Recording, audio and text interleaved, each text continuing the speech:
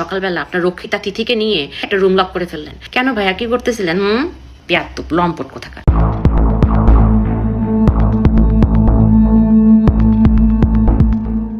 অভিনেতা জাহের আলভি পর্দার সামনে যার একটি লাইভে কান্নাকাটি আর শোকের নাটক দেখে আপনি হয়তো আবেগপ্রবণ হয়ে পড়েছেন, কিন্তু আপনি কি জানেন এই চোখের পানির আড়ালে লুকিয়ে আছে এক ভয়ঙ্কর লম্পট আর প্রতারকের চেহারা?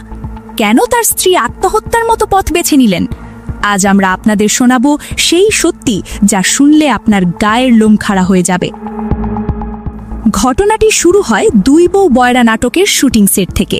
প্রত্যক্ষদর্শী মানুষী প্রকৃতি ফাঁস করেছেন এক বিস্ফোরক তথ্য। সেদিন সকালে আলভি একা নন, গাড়ি করে নিয়ে এসেছিলেন তার তথাকথিত রক্ষিতা তিথিকে। সেটে এসে কারো সাথে কোনো কথা নেই, ব্রেকফাস্ট নেই, সরাসরি তিথিকে নিয়ে একটি রুমে ঢুকে দরজা তালাবদ্ধ করে দিলেন আলভি। ঘন্টার পর ঘন্টা পার হয়ে গেল, প্রোডাকশন বয় খাবার নিয়ে রুমের সামনে দাঁড়িয়ে থাকলো, কিন্তু সেই রহস্যময় রুমের দরজা আর খুলল না।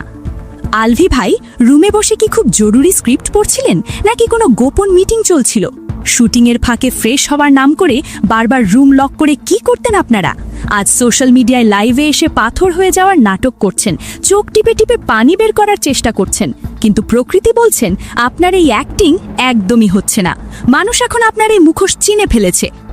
সবচেয়ে ভয়ঙ্কর বিষয় হলো আলভির স্ত্রী এসব কুকর্মের কথা আগেই জানতেন। তিনি কাঁদতে কাঁদতে সহকর্মীদের কাছে সাহায্য চেয়েছিলেন। যখনই এই নোংরা সত্যগুলো সামনে আসতে শুরু করলো, আলভি তার স্ত্রীকে সবার থেকে আলাদা করে ফেললেন। তাকে বন্দি করে রাখা হলো এক অসহ্য মানসিক যন্ত্রণার খাঁচায়। আজ আলভি দোষ দিচ্ছেন বাইরের মানুষকে, বলছেন বাইরের লোক উস্কানি দিয়েছে দেখে তার স্ত্রী সুইসাইড করেছে। অথচ সত্য হলো তার পরকীয়া আর অবহেলায় ওই মানুষটাকে মৃত্যুর দিকে ঠেলে দিয়েছে। আজ একটি ফুটফুটে বাচ্চা মা হারা হলো। কার জন্য? এই লম্পট আলভি আর তার সঙ্গী তিথির জন্য? তারা কি সত্যি দুধে ধোয়া তুলসী পাতা? মানুষই প্রকৃতি স্পষ্ট করে বলে দিয়েছেন লম্পট কোথাকার। এখন সময় এসেছে এই প্রতারকদের বয়কট করার। অভিনয়ের আড়ালে যারা সংসার ধ্বংস করে তাদের আসল জায়গা পর্দার সামনে নয়, বরং বিচারের কাঠগড়ায়।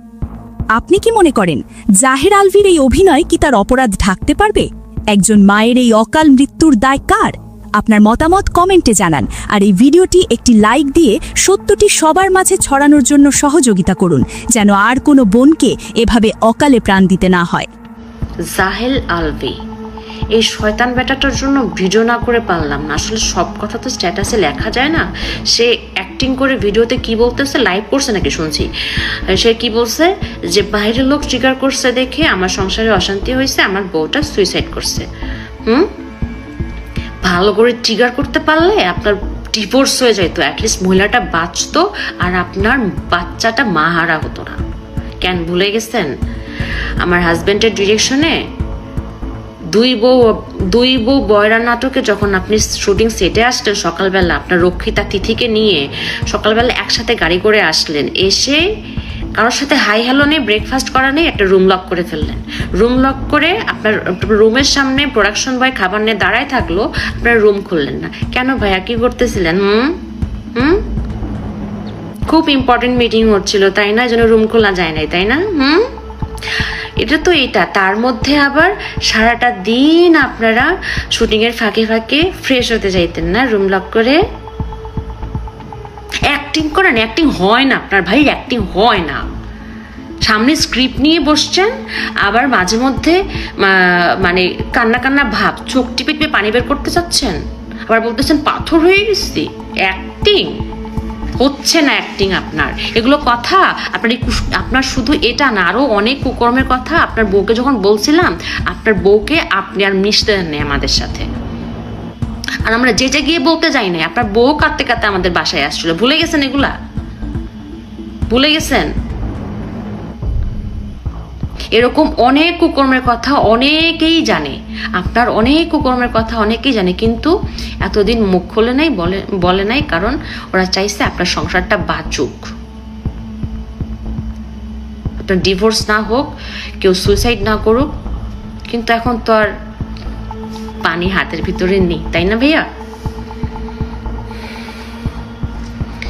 সব দোষ মানুষের, আর আপনি আর আপনার রক্ষিতা তিথি ফেরেশতা, দুধে ধোয়া তুলসী পাতা, তাই না?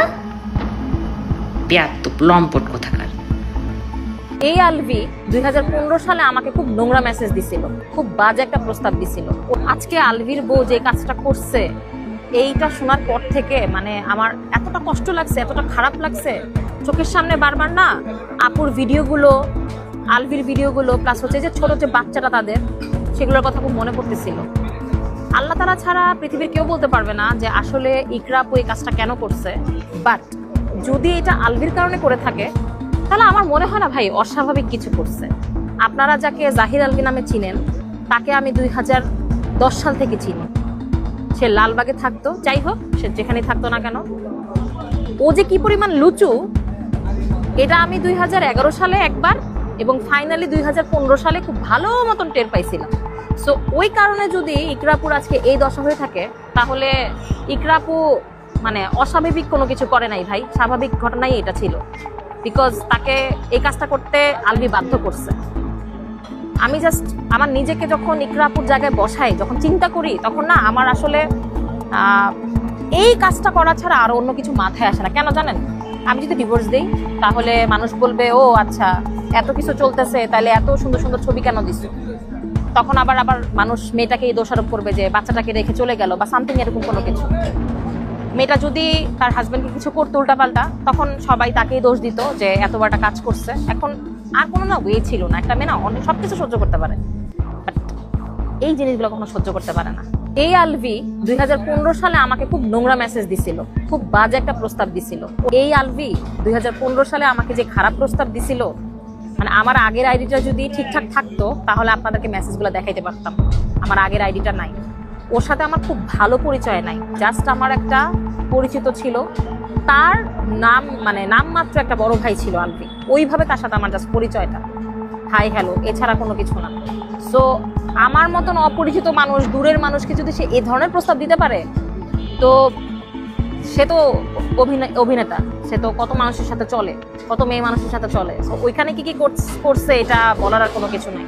আর ইতিমধ্যে হয়তো অনেকেই জানছেন, এটা আমি রিসেন্টলি আজকেই জানতে পারছি যে ইকরাপু নাকি অনেকদিন ধরেই ট্রাই করতেছিল চাকরি করার, আলাদা করে থাকার, একা একা থাকার, হোস্টেল খুঁজতেছিল, মানুষের মানে পরিচিত যারা ছিল তাদের বাসায় রুম ভাড়া নেওয়ার চেষ্টা করতেছিল। সো ওভারঅল সবকিছু চিন্তা করলে না মানে ভাই সবকিছু প্রমাণ দরকার হয় না, সবকিছুর একেবারে এভিডেন্স দরকার হয় না। মানুষের জ্ঞান আছে, বুদ্ধি আছে, মানুষ বুঝতে পারে।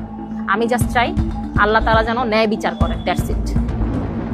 জাহির আলভির সঙ্গে ডিরেক্টর আমাকে নেয় কারণে অন্য নায়কদের সাথে আমার কাজের অফার খুবই কম আসে, আমি খুব কম কল পাই। যখনই আমি পাই আমি স্ক্রিপ্ট পড়ি, আমি রেসপন্স করি, যদি পছন্দ হয় করা হয়, এছাড়া করা হয় না।